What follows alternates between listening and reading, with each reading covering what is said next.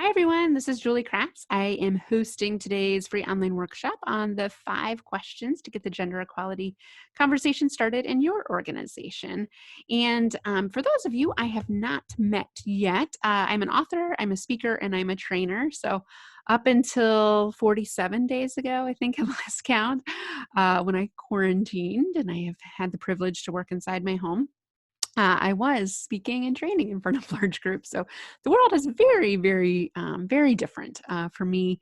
But I'm starting to see some really positive traction on the other side. So, big believer in the growth mindset and thinking about the future and knowing that we're likely to be kind of confined or quarantined or in the virtual workspace at least probably through the end of May.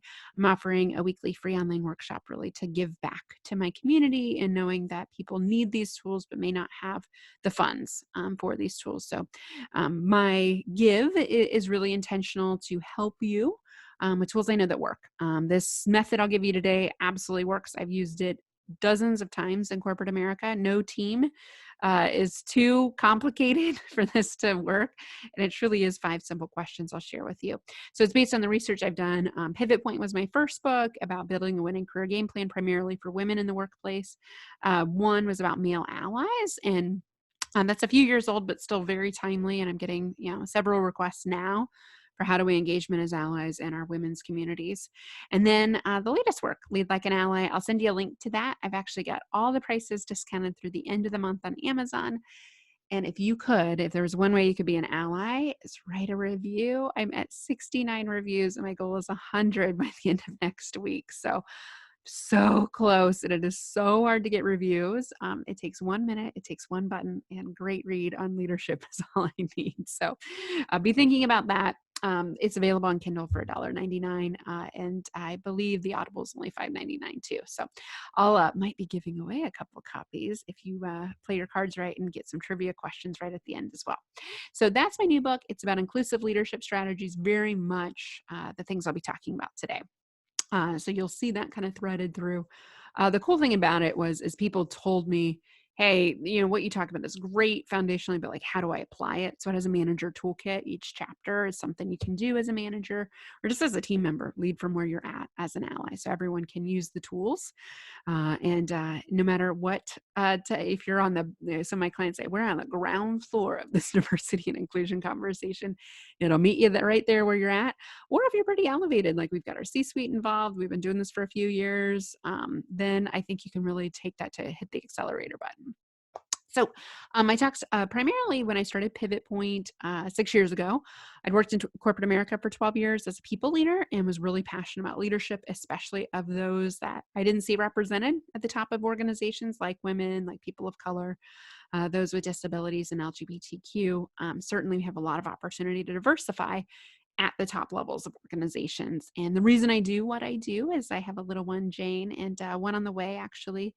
And I truly believe in a future world where women, where men, where anyone on the gender spectrum truly has equal opportunities. So, I'll share some data with you on why we need to be talking about this now more than ever. We are 208 years away from gender equality here in the US of A. We are light years behind the rest of the world, contrary to popular belief that we're winning on things. We're not. We're actually losing, and that number is getting worse and worse every year. So let's think positive about tools for positive change. So I'm going to open up a poll. I want to get you started. I've shared a bit about me.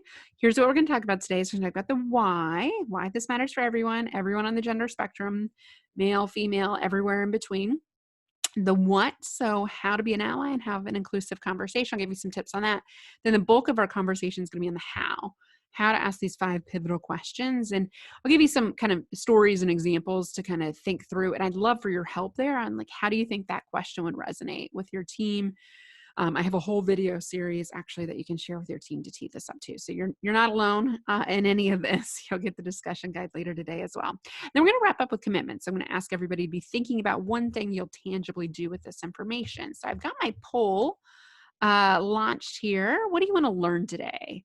And this really helps me kind of filter where I focus my time. I could go into any one of these topics for tons of time, but I'd love to focus the conversation knowing we have just under an hour. All right. So no one wants to learn about gender equality. You're good. And then we probably have a lot of allies that are knee deep in this work that's table stakes. That's good to hear. Learn more about have this conversation with my team. Yeah, I'm an advocate, but how do I get other advocates? How do I get other allies? So we're beyond curiosity. It's not curiosity. It's getting the tools to apply. Yeah, that's cool.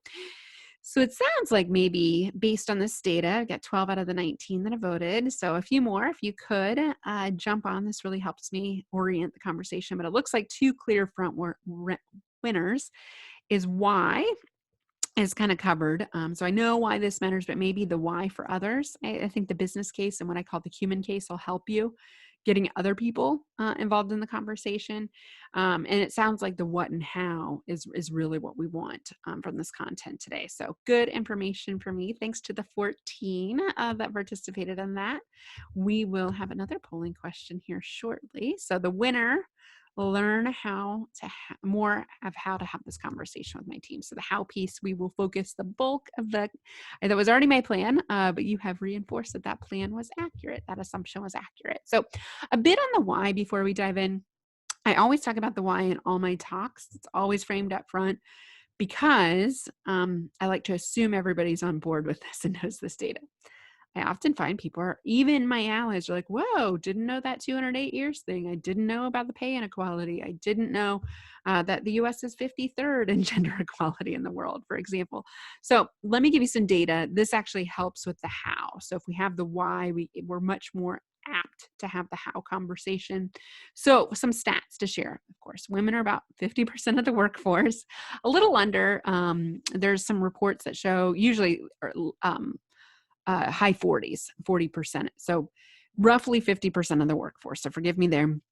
But yet only 5% of CEOs and 20% of C-suite leadership. So if you think about that, we're half the population, roughly half the workforce, but those numbers just don't add up. So it's almost like if you imagine a pyramid of like all these people working equally, it's just as you work up the rungs of the pyramid, as you work up the org chart, and this happens everywhere. Every industry is male dominated. Nonprofits, healthcare, education, even female dominated industries that are female dominated down here are male dominated. It's almost like a flip flop. So no matter where you're at, you're likely to experience this. So why is that, right? Why is that? And I think that's the big question. 50% of the population, I believe, can only solve 50% of the problem. So this is why my message about men as allies and overall allyship, like people that are affected by the problem cannot solve the problem on their own. I wish we could. And my message for the first 3 years of my business was, all right, women, like, let's just, kind of look ourselves in the mirror and get strong and be confident and everyone will respond. Turns out that's not the case. Sometimes it's not well received. Sometimes there's actually systemic issues that prevent women from succeeding. There's conflicting priorities. There's gender stereotypes. There are all sorts of little subtle setbacks that I myself experienced in corporate America and funny feelings like, did that just happen? Is that like me or is that a thing? And there's a lot of research that points to underlying issues there. So we need our allies. We can't solve the problems on our own. Another big why stat is profits on average are 21% higher for organizations with gender equality. So McKinsey and Company has a Women Matter report that I'd love for you to share with the world. They do it every fall. So last fall's report reported a 21% number. And the number was 16% before. So it's important to note they're measuring this every year. They've measured it for 5 years, I believe. 4, if I'm wrong. 4 to 5 years, and they continuously find huge gaps and separation. So we're leaving money on the table if you're not including women in the conversation. Women are a big part of your customer base. If they're not leading and making decisions about products and services that they likely buy, shame on us as an organization. We're certainly missing out. And then more importantly, the research I found is this is not a zero-sum game. So I think a lot of times we think, if women take a slice of the pie and get more seats at the table, then men somehow lose, and non-binary people, it's not that math doesn't add up because we know it's not finite, right? So if I take more of the pie actually gets bigger together. Okay, so rather than looking at a zero sum, I win, you lose, it's we truly do all win together. I don't mean to sound cheesy, but it is a win-win scenario.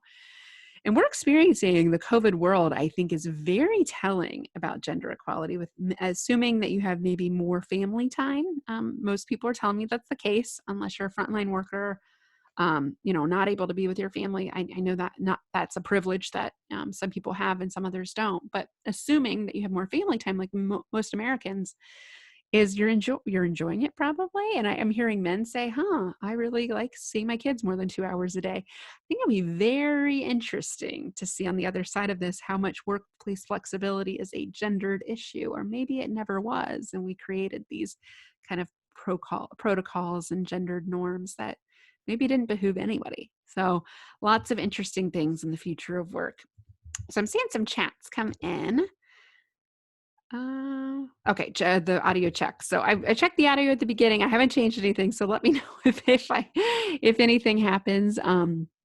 For those of you on Zoom, sometimes the audio settings are a little funky, so you can go into the ribbon and make sure your speakers are set up correctly. Sometimes it goes to a different place. I've had that happen to me too. So quick technical challenge interruption. My apologies. Another thing to notice, so I mentioned like these subtle little things that happen everywhere.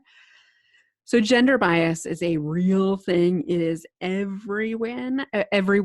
And what we know about gender bias is it continues to hold women back now. So people like to tell me things like, oh, it's so much better than it was, fill in the blank, 20 years ago.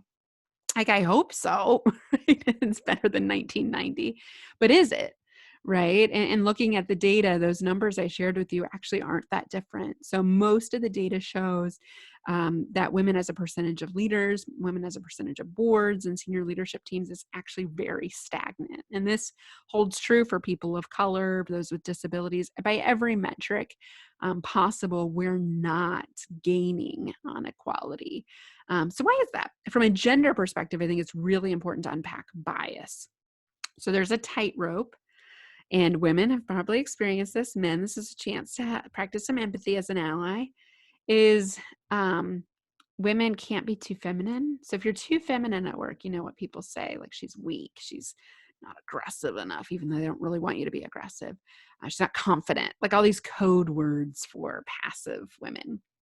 And then if you're too masculine, I think we all know the words that we use to describe women that we would never use to describe men. Bossy, for example, aggressive. So aggressive is used like it's a double whammy. You don't want to be it on either side. Or just right. So there's this tightrope in the middle of just right. And I remember finding myself in this like constant mental Olympics of like, did I do it right? Was I confident enough, but not too forceful? And then sometimes people would say, well, she's too confident. Like, well, what does that mean? How do I dial it down? It was just so hard to be authentic and be our true self. So people in marginalized group, this goes again for people of color, the LGBTQ community is largely closeted at work. I mean, you name it, way beyond gender, but we know that women have to do a lot more mental agility to fit in. And you're never going to be as productive or produce quality work if you're concentrated on being a different version of you to fit in with the group. Okay. And this is, I have such empathy for tenured women, especially women that got to the top of an organization, because a lot of times they had to be more masculine to get there and almost look like a man. I mean, at the time, my first corporate experience, just the first 4 years at a company called Caterpillar Construction Company, I mean, I very much took on masculine attributes because I was always the only woman in meetings. And I didn't even know I was doing it at the time, but it was not authentic to me. I was not bringing my full self to work. And they just weren't getting the best from me. I was surviving. I was not thriving. Prove It Again. And this is all based on Joan C. Williams' work, What Works for Women at Work. It's a powerful, timely read now more than ever. Her video series does a great job explaining what I'm explaining to you too. Prove It Again. This goes like, she did it once, but could she do it again? And we do this in performance reviews. We do this in paid discussions. We do this in performance reviews, succession planning. It's everywhere. It's riddled in corporate America. I've seen it said so many different ways, but it's basically questioning somebody based on their performance, whereas men, we are more likely to judge on their actual potential or perceived potential, but women, it's actual performance. That's problematic for a lot of reasons. Keeps women back and keeps men ahead. They don't even have to do it for people to be like, oh, sure, Jim's a go-getter. Yeah. You've heard that before, right? Or he reminds me of me when I was younger. Surely he'll figure it out. Meanwhile, a woman like, haven't seen somebody like that do that before. We better test her, make sure she's really ready. She's got a family. Who knows, right? Which brings us to the biggest area of bias is the motherhood penalty. So even if you don't have children as a woman, you're likely to experience this. And if you have young children, you're very likely to experience this. She may have a baby, like she's a ticking time bomb or something, or she does have small children. How committed is she? Suddenly our commitment is put on the line. And I experienced this as a mother. I'm likely to experience it again as an expecting mother. And it's unfortunate, right? Men, we simply just don't say, how does he do it all if he has children? But we say that with women. So that's gender bias. The tug of war in the middle. This is women not helping women. It's one of my favorite questions. Why can't women be allies for women? Come on. It's kind of a pet peeve of mine, but it's real. A lot of times senior women will say, I made it on my own. She can too. I don't have time for that. I can't mentor every young woman in this organization. There's only one of me. There's just not enough. And meanwhile, men don't have to mentor as much, right? Because there's so many of them. So there's a lot of reasons why tug of war happens. And if you feel it happen, I think have an honest conversation with the person it's happening with. Just like, hey, this feels weird to me. Like, what's going on? Right? I think just being candid with one another. And then the last category over here on the right side, foes, not allies. I believe in gender equality, yet I don't know what to say or do. And this is where the people inside your organization are. Those that answered on the poll. You want to get those people on the fringe involved, right? The fence sitters, I call them, all sorts of different things. Very good intentions. They just say and do things that are very unhelpful. And they don't even know they're doing it is the worst part. But they're probably expressing some of these biases. They think they're an ally. They're self-proclaiming I'm an ally. And then you see their behavior and like, that's not what an ally does. So rather than call them out and shame them and blame them, which is only going to make them defensive and want to withdraw from the conversation, tempting, I know. The better way to do it is just to use a flip it to test it. And so with bias, one of my favorite allies and supporter of my work, her name's Kristen Pressner. She has a TED Talk called the Flip It to Test It. And it's so powerful. I'll recommend that and some of my resources at the end. But if you haven't watched that, I encourage you to watch that. And it's simply just if somebody says something gendered like this, the prove it again, the tightrope, the tug of war, just say, hey, if she was a man, would you say the same thing? And it's almost like light bulb moment, like, whoa, wouldn't even consider it. You got bias, right? You got to do some work on that. So that's just a roadmap of bias.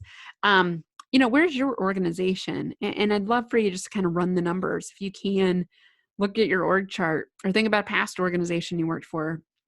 As a CEO in now or in the past, male or female, or, anywhere on the gender spectrum. C-suite, what did that look like? Board representation, middle management. So what we know, again, CEOs, roughly 5 to 6%. Fortune 500 companies are led by women. C-suites are usually about 20% women, boards 20 to 25% if you're lucky. Middle management is 2/3 male. So again, you're kind of looking at a third maybe of women in middle management. So if this is you, you're not alone, but I think this is the first catalyst for change is why, and just sharing pictures, the glaring number. When I was at Caterpillar, I remember looking at the org chart and doing this math and be like, okay, CEO's a man, group presidents all men, white too. And then all the vice presidents were men except for one. And she happened to work at my division. So I didn't see it as clearly. It was really stark in that moment to be like, we see people say there's equality, but I'm not seeing that in this organization. So I'm going to pause there. And I just want to check in with you on the poll. And the second question I have is, why does this matter to you? So I call it the business case, that 21% profitability, perhaps. The human case of this is not just fair, or is it just like a personal interest? Like for me, it's always been something since I was a little girl. I was personally interested. And then if there's something more compelling to you, that you have a unique story, I'd love for you to chat your story, share your why with us. The business case. And the business case is really important, especially for white male CEOs. I will say, and this is totally anecdotal, I don't have data to prove this, but men of color are much more likely to step into this conversation because they've experienced adversity and bias themselves. But if your leadership team, like most leadership teams, is white male, cisgender, straight, go down the list of diversity non-dimensions, the majority group, the business case is very compelling, and it's totally fine to start the conversation there. So arm yourself with data. It's really easy to find this data. I'm continuously like dumbfounded by the lack of awareness on this because Harvard Business Review, very reputable source, reports on this regularly. So it's not hard to find, and just shooting that report over, having a conversation about it could be very fun to do right now. And I'd encourage you to do that. And then the human case. It's just what's right for humans. This is what people tell me most often in my talks. It's the right thing to do to treat people fairly. It's not fair that there's systems of inequality that keep certain people down and certain people up. And a personal interest like mine, I was a young feminist before I even knew what it was, and studied women's studies, and all the signs are there that I was meant to do this work, but didn't find it until a little later in my career. So I understand that. Another key piece is kind of touch the human case and business case. Some interesting data points now in the COVID world is you look at the unemployment numbers, 22 million plus unemployed right now.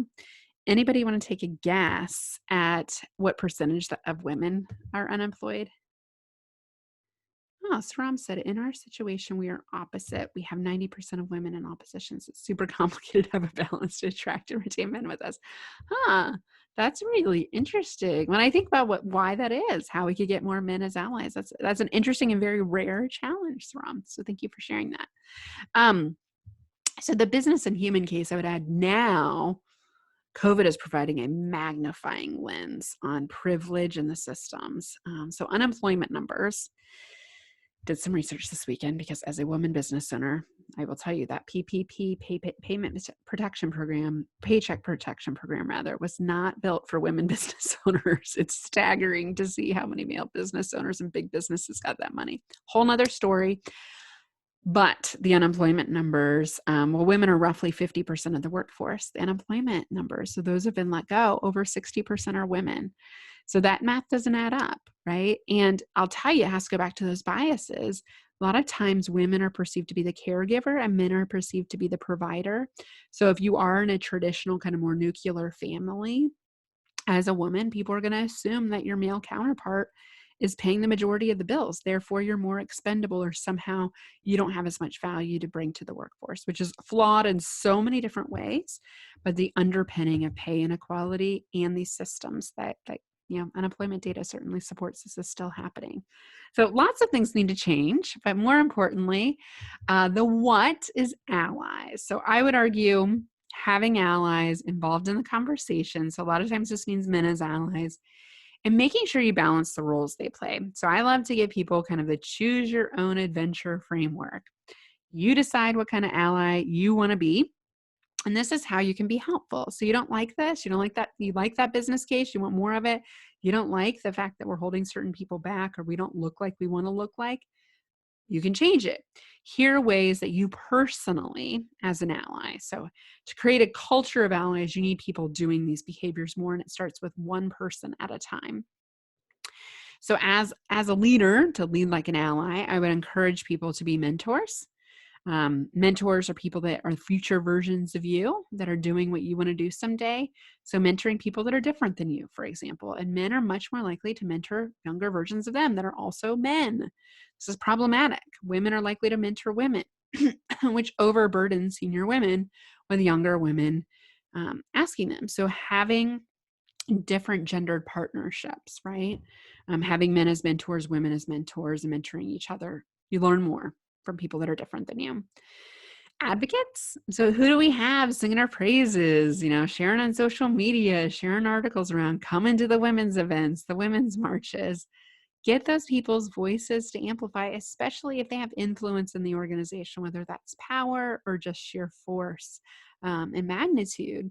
Get them to amplify. They're like a big microphone for the message. And then challengers. I do like this one. It's really important. So this is like the ally that shines the mirror. So think about the allies you've had for yourself. Who have been the people that maybe challenged you to think differently, that have given you challenging assignments, that have asked you tough questions, that have told you what you need to know, not what you want to know, for example.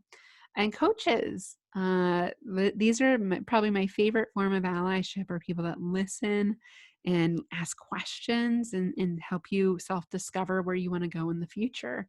These are your sounding boards. These are like your human filters. Be like, hey, did you catch that? There might be a clue there, right? And those people you have in your life that are just really good listeners. It's the number one ally attribute is listening, not having the answers.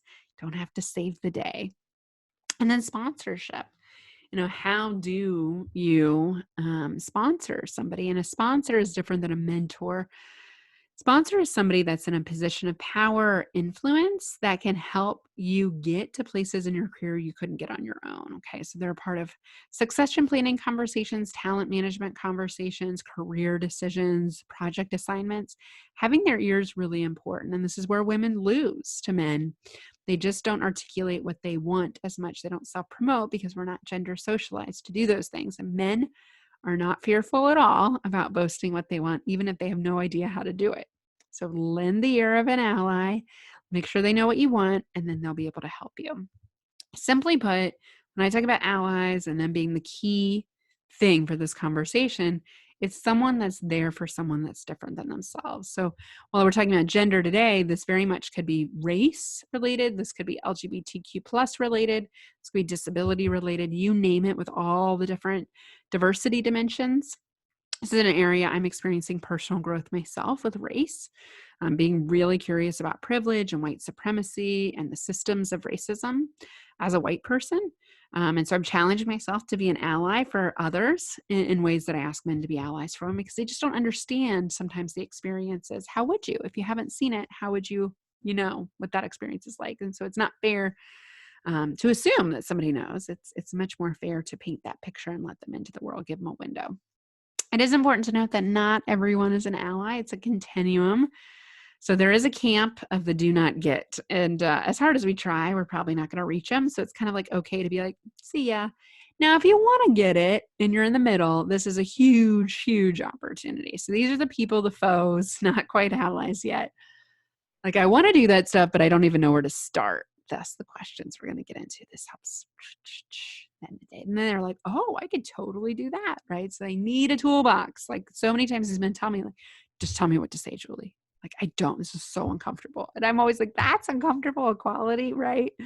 But for somebody that's experienced privilege and been in the majority group their whole life, it is deeply uncomfortable and troubling them. They don't want to talk about it. So get them to talk about it, get them to feel more comfortable. So the blue group, these are our potential allies. And then, of course, we have singing to the choir, the orange. Get it, folks. And I don't mean to use colors here. They're gender neutral to my brand colors. They don't mean anything. But the folks on the right-hand side, they get it. They're already advocating, mentoring, sponsoring, coaching. I love talking to these people, but I'm like, I don't need to be talking to you. I need to be talking to your friends. And I need you to talk to your friends, especially if you're a white male, because people are going to take you way more seriously because you're not perceived to have skin in the game. It's like, well, why does he care about this? I shouldn't even care about this. So being an ally is truly a journey. And it's more fun to have a journey, not a destination. So no check boxes, no one and dones. Good news, everybody can do it. It's a choice.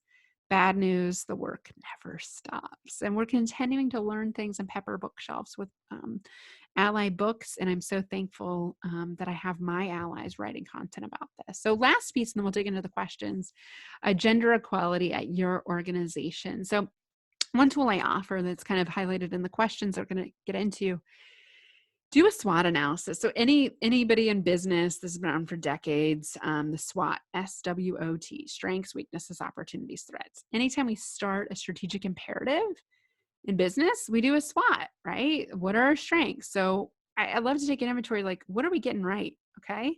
Positivity breeds positivity. People love positive focus to start, rather than like, woe is me, we only have this many women here and doomsday. It doesn't motivate people. So start with the positive first and make a really healthy list of strengths. I always say 10 strengths for 3 weaknesses. And then, of course, we're not doing some things right. You would be remiss to say, oh yeah, we're perfect. And I actually have a few organizations recently that have told me that we're okay. We have a team in India. I was like, I don't even know what that means, right? I don't know how that justifies diversity, but okay.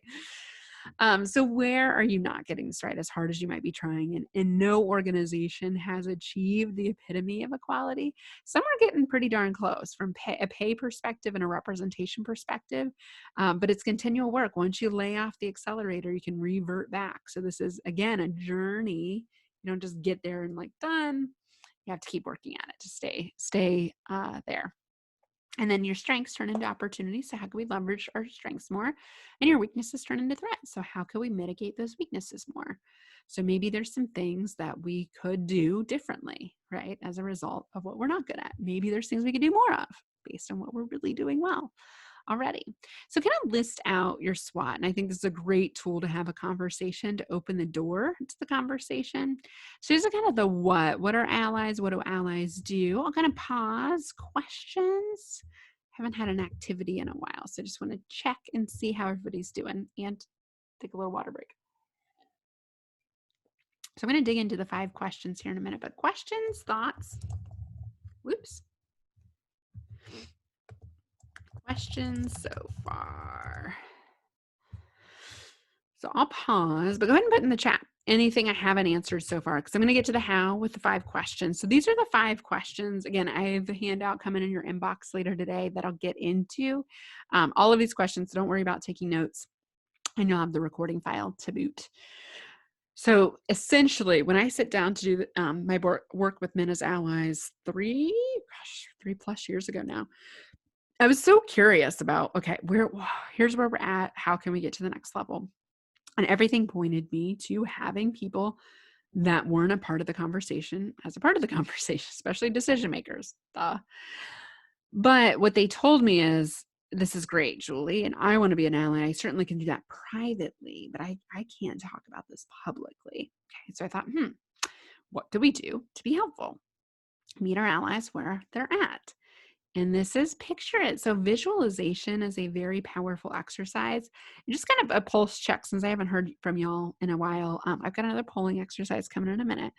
But tell me, when you think about visualization, has anyone done that? Like, examples would be maybe a vision board, journaling, vision exercises, meditation, all sorts of different ways you can do it. But essentially, visualization is like painting a picture in your brain of what good could look like in our organization. This works with teams really well. Like, what's the perfect team? What's the perfect day look like? Suddenly, when you manifest that, like, it starts to become a reality. I had a client share with me last week. She's like, I manifested toilet paper. This sounds silly. This is a silly example, but I was telling you the power of positive thinking really does work, because she said, we haven't had toilet paper in our house. We've been using this stuff that's like sandpaper. And I really wanted toilet paper at the store. So I knew the store probably didn't have it, but I thought, yes, they're going to have it today. I pictured it. I pictured myself buying it. I wrote it on the list. And sure enough, when I got there, there was a whole pack, one whole pack that I was able to buy. Now, I thought to myself, what a funny example of visualization. But in real life, this does work. When you manifest and think about visualizing success, it works. So do the same thing with gender equality. What would good look like on our team? Visualize it, manifest it. Suddenly, like, the serendipitous kind of thing happens. Like, I've done this with all my books. Like, people will love reading this book. This is what this book's going to look like, even though I hadn't written it yet. Suddenly my actions go to supporting that, right? Rather than having like, I'm going to write a book someday. It's not going to happen, right? What's holding us back? Barriers. Oftentimes these are hidden. They can be visible, like the roadblocks, but oftentimes they're subtle, just like the biases, right? We don't even know what's holding us back until we dig deep. And that's why that line of root cause questioning, why, 5 times works really well. Digging, usually it's like an iceberg at the top, and it's like all that stuff that's below. It's all the stuff below the surface that's real. And until we chip away at that, the iceberg's just going to come back. Maximization, both genders together produce what I call a nice yin yang effect. So the Chinese yin yang, right? We're better together, both sides of the coin. There's a really powerful visual one of my clients shared with me about dog sledding, that they always have male and female dogs sled together, lead sleds. because they said they would never have a team of all male dogs or all female dogs. They balance each other out and they support each other. And I thought, only corporate America thought that way, right? So there's benefits unique to each gender, and we're meant to coexist equally together, not separately. And then successes, times we've gotten this right. And this is, again, recognizing positives. This is much like the strengths exercise. Take an inventory of what's going well. And again, how could we do these things more is the important question. And goals. So anytime we want any sort of behavior change or cultural change inside an organization, this is absolutely a cultural transformation. This is not an initiative. It's not a one and done activity. We have to set priorities. And a lot of times these are guardrail activities. This is a lot about choices of what we're going to do and what we're not going to do. So things like having a women's leadership development program, employee resource group with meaningful content requires a budget. It requires time. You need to free up resources to make it work. So many times I have women tell me, like, I'm leading the employee resource group and doing my day job, and I have a family, and I feel like I'm doing none of it well. That's not fair, right? That's overtaxing, again, women to solve women's problems, and that's not what allies do. So specifically, the questions I have displayed, and this is where I'd love to see you in the chat, kind of checking in here. I don't see any questions so far. So I'll definitely open it up for questions at the end, and I have a polling exercise to pick your favorite question. Which one did you like the most? The first one is, what would our organization look like if our goals were met? So this is the visualization exercise. I think it's really, so I'm assuming something here that you have goals. If you don't, start there. But and all kidding aside, paint a picture of success. Like, what if we were doing this really well? Like, what would it look like? And this is where some case studies to pepper in. Some organizations that are doing really good work in this space. Salesforce, their CEO talks really publicly about equality and pay equality in particular. Starbucks has achieved pay equality. Now, certainly they're not perfect. Neither is Salesforce, but they're doing some things right. And I think you can learn a lot. And they're very open about their practices to learn from as well. And there's certainly some other pockets. So you can always seed the conversation with those case studies, or HBR, Harvard Business Review has a lot of great talks on this, and there's many TED Talks. So however you want to seed the conversation before opening up with a big, like, whoa, what will we look like?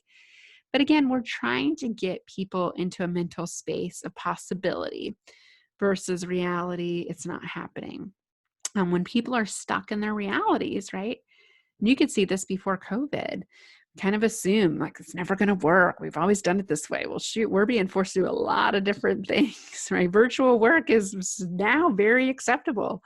It was not. Most of my clients did not expect it before. So this is a great pivot point, not to borrow my own company's words. This is a great pivot forward to open the door to this important conversation. And this is a great conversation starter. So go ahead and put in the chat, answer the question. So try out these questions yourself. What would our organization look like if our gender equalities were met? Their gender equality goals were met. So answer this question. So go ahead and chat at me. Share your answers. And any questions you're having about how to facilitate this one. So the things, again, if you don't feel comfortable asking this question, first, I would say, what are your goals? Start there. Second, I might do a SWOT analysis. And then the third thing is case studies, right? I mentioned the Starbucks and Salesforce examples. Awesome. Kelly had many more women in leadership. Yes, Kelly, I agree. Jen had equal pay, equal development opportunity. Yes, I love that. Leslie, better job performance and satisfaction. Yeah, it's really cool if you can break engagement results by gender.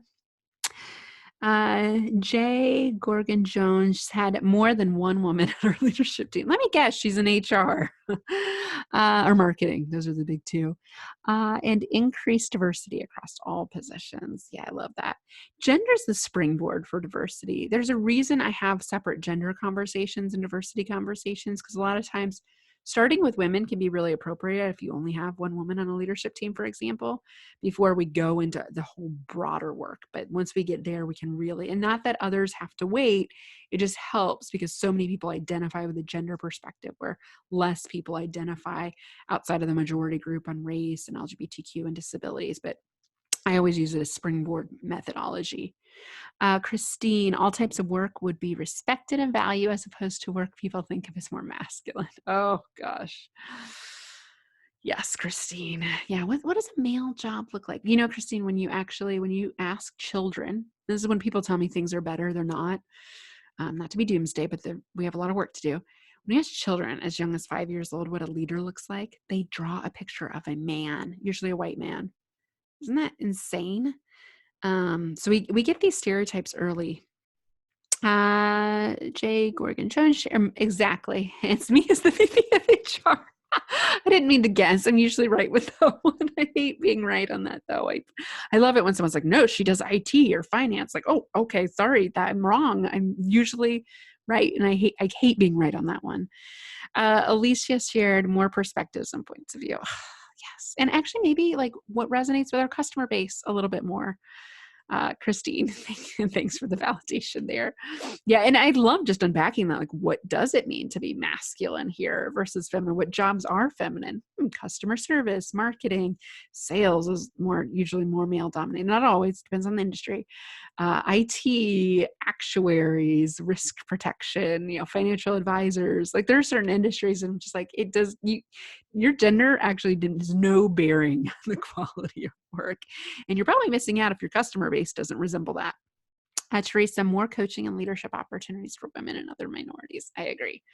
And people ask me that a lot, Teresa, like, why do we need a separate women's leadership opportunity discussion? I'm saying this facetiously because it makes me mad. Or women's coaching, like it should just be for everybody. Like, okay, yeah, if we were equally represented, I would 100% agree with you, but right now we're not. So we got to do something special. Yeah, that's what that means right now. So yeah, more opportunities for women to advance. And I would say if your organization has a women's leadership program, employee resource group that's doing positive things, not just like the lunch and learn plug and play stuff, but like real stuff, that's huge. I don't see that as much as I would like to see as an outsider, selfishly looking at these things all the time. And I'm so curious, what are they doing next? And I have lots of thoughts on that if you can make those better. Second question. So go ahead and chat at me. I love the chat engagement. Keep chatting at me. Answer your for yourself. What are we missing out on by not maximizing the talents of both genders? Okay, so another big question. What if, and I don't even like the word both, all genders is a better way to say that question. Actually, I've updated my language with just knowing so much more about the gender spectrum and the non-binary aspects of gender. Actually, I have a TED Talk right before the world kind of ended. I did that. If you're interested, I don't have no idea when I'll get that video, but I am passionate about that. So what are we missing out on? So this one doesn't need as much explanation. Yeah, we're missing diversity of thought and perspective. And I think this is the one where you can really drill in on the one activity I would supplement this conversation is, what is our customer profile, our avatar? And if you do put a gender to it, women are 80% of buyers of most services and products. That's the world we live in today. And women do a lot more of the caretaking. That's just, again, like statistically, we know that. So what does that mean, right? And one of the examples I love to share as a case study is Procter and Gamble. Their Tampax product used to be led by men. I mean, not that long ago. And now they have a lot more women leading that. Can you imagine? I can't imagine something like very male oriented having a perspective on that. And so you're really missing out on the perspective of your customer if you're not having some, at least equal representation. Hannah had loved the update to all genders. Thank you for that. Thanks, Hannah. I'm constantly updating my stuff. People ask me for a diversity dictionary, which, by the way, I do have on my website. But as soon as I make it, it's almost outdated. So the language is constantly changing, and gender, and I have a hypothesis. The more we look at it from a non-binary perspective, just like race, the more it's less about being white and not white, the better off we're all going to be, because it's going to be harder to put those labels on people. All right. Ooh, we got a big chat going. Dawn. Oh, okay. Yep. And you answered privately, so I won't share that with the group. But I think, yep. So different. Not a question, just a thought. Yeah. I appreciate you sharing that with me. Yeah. And the intersectional. So something that Dawn's speaking to is the intersectional differences. So one of the things I've learned as a white woman is a lot of times I don't have to think about what it's like to be Black and a woman, right? So there's intersectionality means intersection of two or more diversity dimensions. And so if you have to be like balancing that, you can't undo gender and race. Those are two identities that you live with simultaneously. So I think raising the issue. Oh, okay. Dawn said it's okay to share. But okay, so she shared, as a Black female, I've always felt, certainly as a professional, that I've never had the luxury to get any issues regarding my gender because my lived experiences reflected as my race, and that's my problem, so if you will. I hear ya. When I hear conversations about women's issues, I always hear that we are talking about white women because we've lived that experience. Again, it's just so different. Not a question here, just a thought. Yeah, totally. I really appreciate you sharing that. And that's something, when I first started my work 6 years ago, I did not see that, honestly, because I hadn't had that experience, right? And as I've grown more curious and studied allyship, it's like, this is a great way I can be an ally. So diversifying my network and talking to women of color about their experiences, and realizing the systems of racism that we still very much have today. It's two identities that are happening simultaneously. And a lot of times feminism, unfortunately, was largely led by white women. And we did not have a lot of diversity and representation from a racial perspective. And a lot of people don't know too, this is the 100th year of celebrating women's suffrage, but that was for white women. White women, hate to say it, but strategically chose not to include women of color in 1920 because it was easier to get it passed. A lot of Black women did not get the right to vote until 1964. And so these are just things about our history that absolutely thread through today. And so when we talk about women, we have to talk about all women. Talk about gender, we have to talk about all genders. So nice reminder there. Thank you for that. Third question. What do we see that tells us we have room to improve our gender equality? So this is like a nice way of asking for the pain points. So no pain, no gain. I think we all know this, right? So anytime you've worked with a coach or anybody sometimes poked you a little bit, you need it because we don't like to change behavior. So organizations love to stay the same, despite the focus on innovation. And we believe in diversity and inclusion. I hear all these buzzwords. And I joke because human behavior is meant to be stagnant. We're safer if we're consistent, if we're the same, if we're stable. Okay, so changing the wiring that's hardwired in our brain to go a different direction, to tune into a different frequency, to modify, is like undoing a system. And so it's not easy to change that wiring. And so organizations won't change unless you provoke some pain. What are we missing out on, right? Where are our gaps? And this is where I love scorecards. So if your organization doesn't have a scorecard, I like to break it out in the employee experience. I have this outlined in my new book, Lead Like an Ally, but you basically start the recruiting, hiring, performance management. So usually pay, promotions, and separation. Those are the big 5 employee experience categories. And it's important you break them down there, especially promotion data. It's way more male heavy. So even if you're recruiting and you're not promoting, there's a problem, right? So if you break it down by gender and different dimensions of diversity at each one of those 5 experience points in an organization, and you have an HR system that tracks this stuff, I've heard a lot of excuses for not tracking this. It's because people don't want to see it, right? So you got to see it. You got to see the pain to be willing to change. So who's got an answer for this one? Each time I review the salary data. Yeah. So pay gap, and in case anybody does not know this, I like to assume everybody knows this. Women in general make 82 cents on the dollar for men for similar work. Women of color, though, it's much worse. So for Black women, it's 67 cents. Hispanic women, it's in the mid 50s. Asian women, surprisingly, is a little higher than white women. So we do know, again, intersectionality is a double whammy a lot of times for something like pay. So what do we know? Do we have pay data? Do we have job data? Do we have promotion data? Again, performance management data. Oh, collecting that is so powerful. And just the comments that people make that are so gendered. It's gnarly. Okay.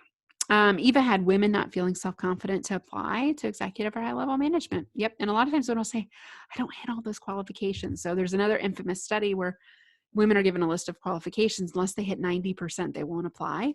Men, 60% they'll apply. Again, Potential versus performance bias. Georgia had all leadership are men, while the rest of the organization is mostly women. Yeah, it's like, what's going on there?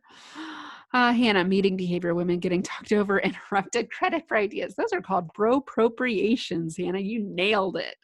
Women are 4 times more likely to get interrupted and have their ideas taken credit for, usually by their male counterparts. Now, men interrupt each other too. That's the feedback I'll get. Like, yep. And men will overtalk each other too. Women tend to wait their turn, which is not as helpful. Cheryl had figuring out a workaround for one person because they're different instead of getting everyone to understand how to integrate all. Yeah, usually what's good for the one person is good for everybody. And this is what's really interesting about the diversity and inclusion work, especially disabilities is a great example that we can leverage for all groups, is accommodations that we make for those with disabilities actually generally benefit everybody. So the wheelchair ramp, right? I know as a bike rider, I certainly love that, or someone has a stroller. So accommodations, making it more inclusive is actually for everyone. It makes everybody better. Diverse panel of interviewers. Yes, interview slates and interviewers. That's really, really important. Yep, and that's why women don't run for office. I've thought long and hard about this, Leslie, as somebody that's like, I want to run for office, but I think it'd be really hard. Fourth question, what are examples of times you've gotten gender equality right? Okay, so we want to emphasize the positive. So answer this one, where are you succeeding? Oh, Christine has code words. People need to not get so emotional. Yeah, women are described as emotional so much more than men, but men yelling somehow isn't emotional. I've never understood that. But that means emotions they associate with women, things like anger, frustration, glee. They're all fine and also emotions. Yeah, there's certain socially acceptable ones and there's ones that aren't. Tears at work, no one seems to like. It's a new normal, though. I think people are really seeing their full human selves in this COVID world, and it will be very interesting to see what that reset button looks like when we return to whatever the future of work holds for us. So examples, times we've gotten it right. I'd love to hear some positives, some things that are working.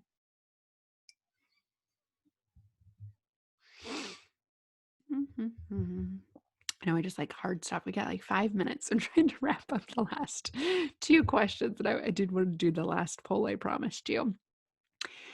I'll take your silences. I have so many things I couldn't possibly write them all. Always the optimist. So I've mentioned a few of them, but some things that I usually hear is that, if your CEO is championing this, your C-suite is talking about those are huge things, your board is talking about those are huge, huge things for a call for allyship. If you are doing regular events, and so this is where I steer clear of like the one and done lunch and learn type of thing. Like we actually have a program of allyship. We have a program of women's leadership. We're committed long-term to gender equality and doing the hard work intentionally and consistently. That's good stuff. A lot of organizations are still one and doneing it and kind of checking the box, and everyone sees through that, right? Okay, I'll take your silences. Everyone has that already figured out. Last question. What is one thing I can do to make a positive impact on gender equality at our organization? I love this question because it invites people into the discussion that are often on the kind of don't get it camp, that we talked about, the ally continuum. So think about one thing, just one thing I can laser focus on. And maybe it's I mentor somebody different than me. Maybe it's I sponsor somebody in a meeting. Maybe it's I watch for interruptions in meeting behavior and call it out. Lots of things that everyday allies can do, but just getting everybody to identify one thing and giving people kind of a menu. So again, I'll give you the menu, I'll give you the tools in your inbox later today. But thoughts on this question? I think this might be a good place to kind of wrap up and do our last poll. Thoughts on this one in the chat? One thing. Yay, got some chats going. Advocating for other women. Yes, Leslie. And I think there's a zero-sum game mentality sometimes with women. There's only one seat at the table for women, so it's mine, or, she's there, so she's the enemy. And I hear this often, like men are like, why are they doing that to each other? And it's like, yeah, because there's so many of you don't have to fight with each other the way we do. And it's so portrayed in the media. I mean, Desperate Housewives or whatever that show is, like I see it everywhere. The Bachelorette. I mean, so many things that we have in our media is not helpful. Jen had perhaps just raising it as a question in the next leadership meeting. I love that, Jen. Jay Gordon Jones had remind the team that it's an issue and we need to address it. Yeah, simple reminders. This is an issue. We will be addressing this. Set that expectation. Cheryl, understand my own internal biases to overcome them. And women have just as much gender bias as men do. There's a Harvard implicit.harvard.edu test that's free and anonymous. I highly recommend you take it. It shines a spotlight on it. Eva had having conversations with men that don't see the point of view. Yeah, those are fun. It's like my personal favorite thing to do. He doesn't get it. Yes, I can't wait. Leslie, yes, implicit bias is a huge thing. So I'll have everybody, just one thing, implicit.harvard.edu. It's in my book too, with a guide on how to facilitate that conversation, because implicit bias or a conscious bias, same thing, can be measured, and it's really telling. So great entry point for allyship. All right, so I'm going to launch the last poll. What did we learn today? Did you learn about questions to ask your team, things to think about with your organization, or ways you can be an ally? The Harvard study on internal biases. Oh, the gender biases.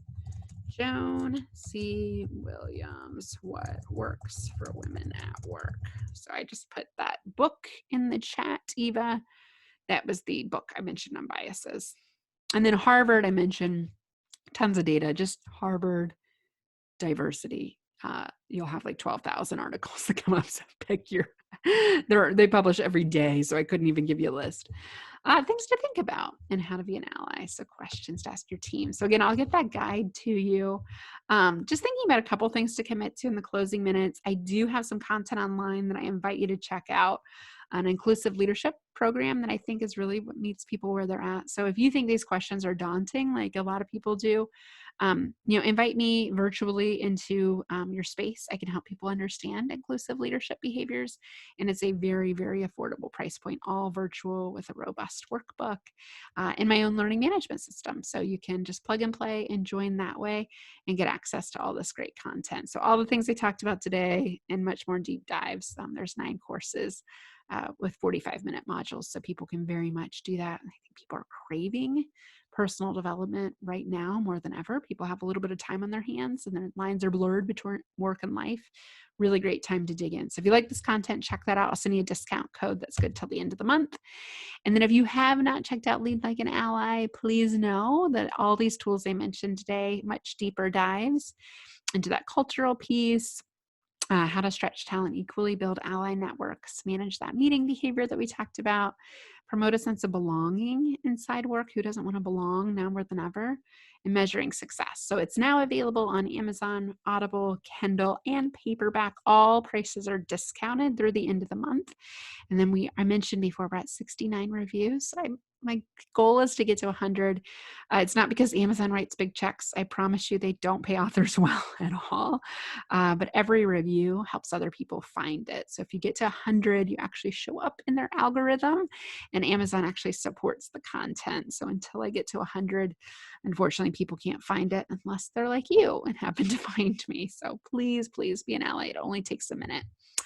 And then I know we're at the top of the hour, but I'd love to get your thoughts on one idea you'll take action on as a result of what you learned today. And I thought that'd be a great way to wrap up on a positive note. So something you can do personally. Maybe it's take these 5 questions to your next team meeting. Have a virtual coffee about it. Maybe it's share this video with a potential ally or leader at an organization. Share the recording. I'd love that. Maybe it's buy Lead Like an Ally, or check out some of the virtual learning content I have for allyship. So love, love, love for you to end on a positive. And if you have to jump to something else, I know we're a minute over, but commitments in the chat. And it looks like we're trickling off. So I'll stop the recording now and stick around if anybody has any questions. Thanks so much for leading like an ally. Last thing, I've got my email. I think everybody knows Julie at nextpivotpoint.com. You should have seen some stuff confirming today from me. But I'm also on LinkedIn, so we haven't connected there for some reason. I post every single day, so go ahead and check me out there. And then the coupon code for the virtual content I mentioned is just Lead Like an Ally. So that's available through the end of the month. Thanks so much, Georgia. Thanks, Dawn. Thanks, Jen. Thanks, Christine. Awesome. Thanks, Cheryl. Thanks all for being allies. And to your allyship journey, I wish you the best. Thanks, everybody.